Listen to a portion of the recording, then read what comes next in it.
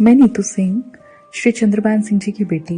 मेरी मैरिज 2016 में मनी नागिन मोनू पटेल के साथ हुई। हमारी मैरिज अरेंज थी।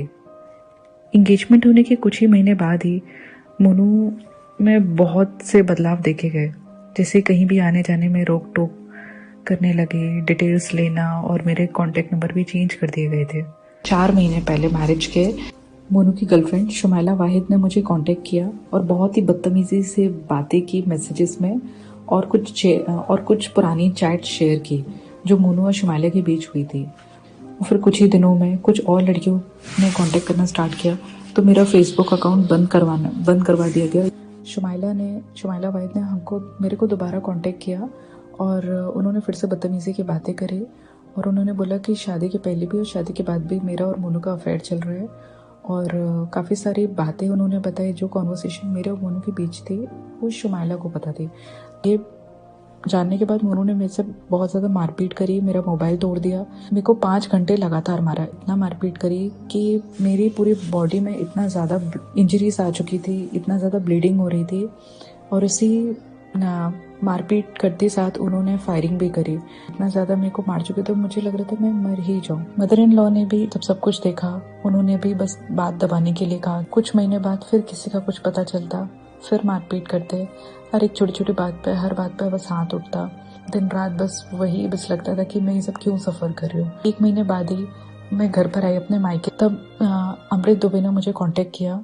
उन्होंने बताया कि मेरा मोनू के साथ अफेयर चल रहा है। हमने मोनू को कॉन्फ्रेंस में लेके सारे पूछा तो उन्होंने भी सारा कन्फेस किया। उनको नहीं पता था कि मैं कॉन्फ्रेंस में हूँ।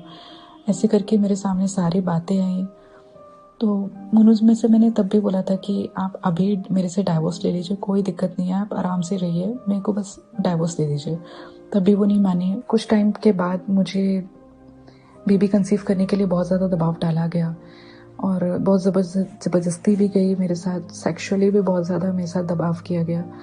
इन सब से होने के बाद मैंने एक दिन फादर इन लॉ को सब कुछ हिम्मत करके मैंने सारा सब कुछ बता दिया।